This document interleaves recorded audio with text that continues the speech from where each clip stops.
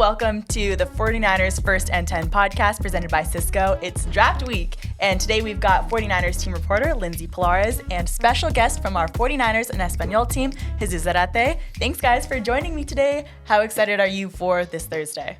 I'm ready to get this going. I feel like we've been talking about the draft for so long, and now it's finally the big week.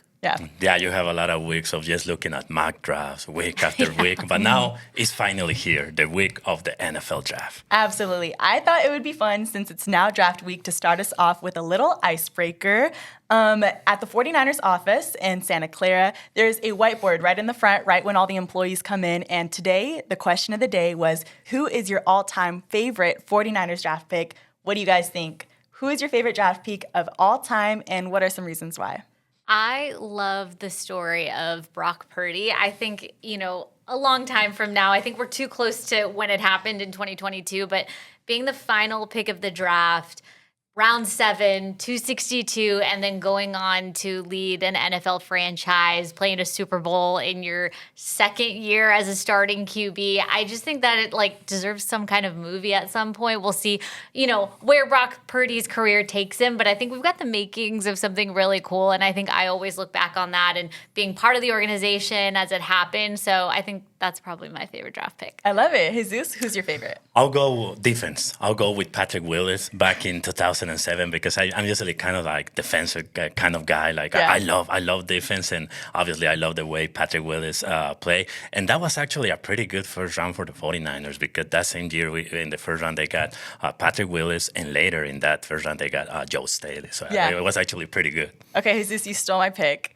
It was also Patrick Willis. I think also with him just recently entering the Pro Football Hall of Fame was so iconic. And he was also number 11th overall. Right. So I think that has a good tone going into this year. But now, with that being said, I feel like that icebreaker in of itself shows a great reason of the 49ers' success in the draft. Lindsay, you put together a pretty cool feature on how the team has been able to find draft gems throughout the John Lynch and Kyle Shanahan era on 49ers.com.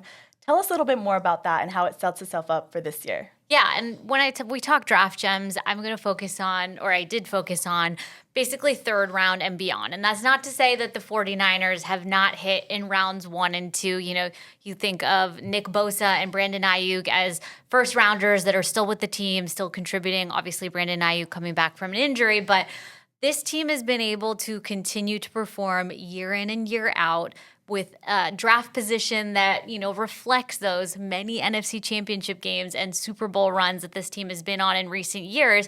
But because they have had success in rounds 3 to 7, they've found all pro players and then also Pro Bowl caliber players, and they've been able to just continue to revamp the talent. So, you can start in 2017 with George Kittle, DJ Jones, Fred Warner, Mitch Wishnowsky, Colton McKivitz, Jawan Jennings, Yamador Lenore, Talanoa Hufanga, Elijah Mitchell. These are all guys that were able to contribute, were mid to late round guys, and have earned league recognition and have been able to replenish this roster. And that, I think, has really been the big key for success, sustaining, performing well year over year during this Kyle Shanahan, John Lynch era, and then also finding talent later in the draft so that you can just keep the ball rolling. Yeah, definitely. Well, from there, let's open it up. The 49ers currently own 11 picks this year, technically 4 picks in the top 100 with that number 11 pick.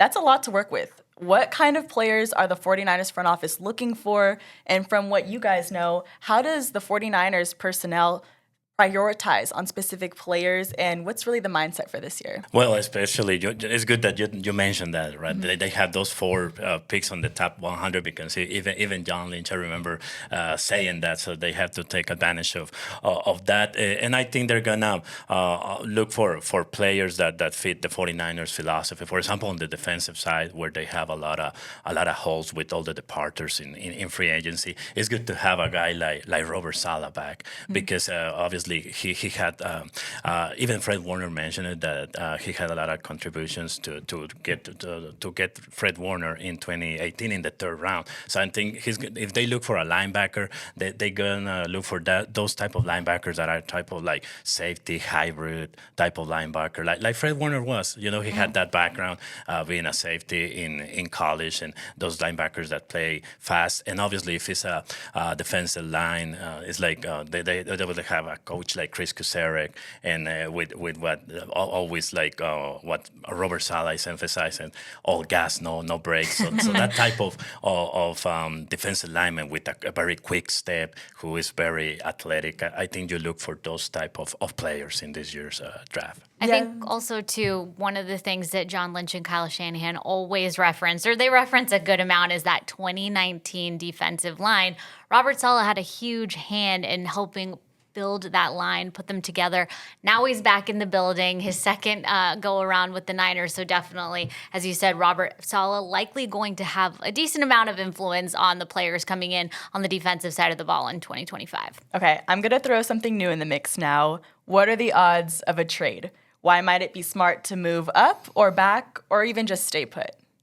Well, moving up, it depends. If they really like a guy like maybe like Abdul Carter, of course, go ahead and do it. But the only issue with that, in my opinion, is that you're going to have to give up like very valuable picks in the third round, the fourth round, like Lindsay was explaining. Like in the past, you've been able to get guys there like Fred Warner's, George Kittle's, Dominic Puni. Diamador Lenore. Yeah, those type of guys. So you have to be very, very careful about that and think really truly if you're gonna move up. I think what makes more sense is move back. Because when you look at the draft, there's obviously you don't know who's. There's always people saying, "Oh, this guy is gonna be a Hall of Famer. This guy is gonna be. This reminds me of so and so." But you really never know, right? Sometimes they turn out to be busts, so you don't know. But basically, on what they look now on paper, like guys like Abdul Carter, they look pretty good. Will Campbell, guys in the top 5.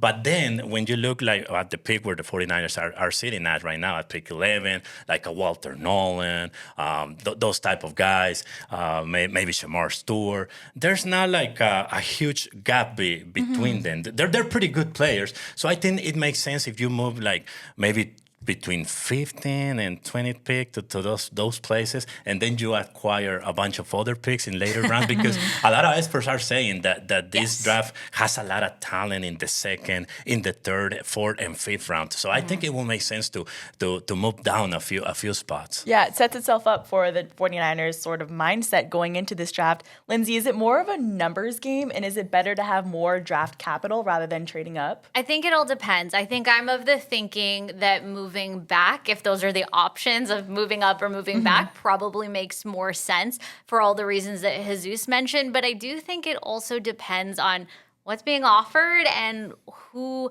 gets missed in those first 10 picks. Like, is someone available that is somebody you absolutely need to go get, right? And then that there's no way of knowing, right? Until draft night, you see how the rest of the teams, either don't trade up or trade back. It all depends on who they take as well.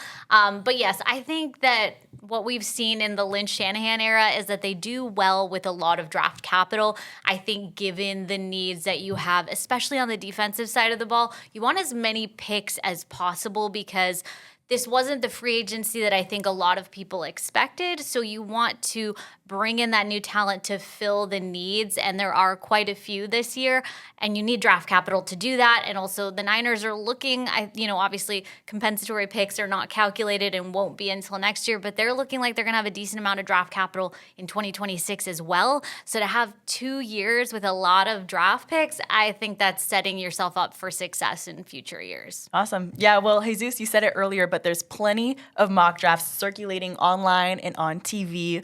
But NFL.com writer Adam Rank published one with a twist. Instead of predicting what a team might do with their first draft pick, he suggested with the 49ers and what other teams should do with their first draft pick.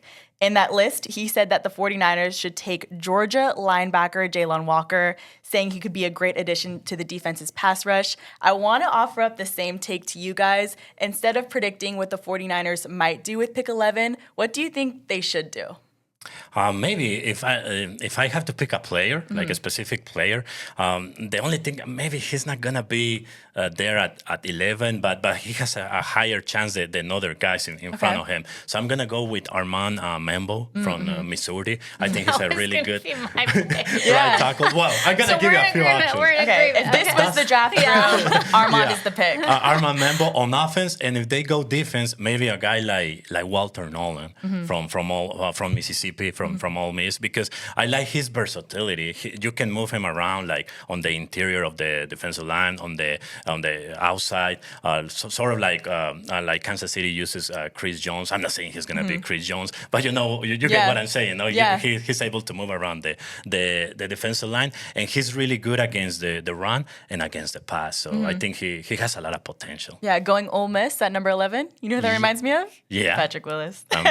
Number 52. We need another Patrick Willis pick, I guess. Lindsay, yeah? I think I'm going to go a little bit farther out. I think the Niners should definitely look to address the defensive line, and I think you really need that counterpart to Nick Bosa on the outside. So you need an edge rusher.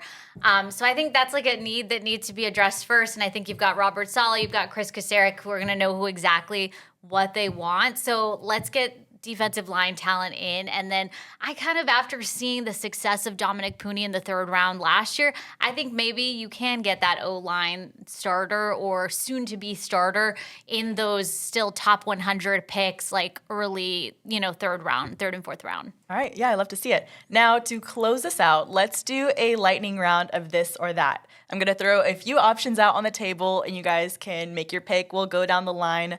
But are you guys ready?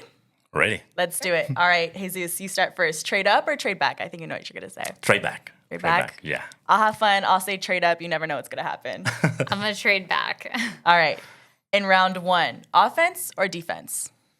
Offense. The trenches. Offensive line. All right. I'll go defense. Lindsay? Defense, D-line. What's the bigger need, corner or edge? Edge, definitely. Yeah, edge. We already have Renardo Green on one side. We got Diamador Leonard on the other side. So you kind of just have to look for that nickel corner, which is also very important. But I think edge right now is the number one priority. Yeah, just what Lindsay said, that bookend to Nick Bosa, I'm going edge. Yeah, I mean, those were my answers. So yes. I love it. Now, what's more likely to happen? Drafting 2 receivers or drafting 2 offensive linemen? Drafting 2 offensive linemen. Definitely, yeah. I think you just need like one more receiver. Yeah. I'm also going lineman. Lindsay? I'm also going lineman. I think we're all on the same page here. And if the draft was happening today in this room and we happen to be GM, you guys kind of know how it goes. Oh, that would be nice. All right. Well, Jesus, thank you so much for joining us. Always a pleasure. Yes, definitely faithful. We'll be back later this week. So stay tuned for next episode. Subscribe on YouTube, Apple Podcasts, and Spotify. Turn on those notifications for any breaking news Move the Chains episodes, and we'll see you next time.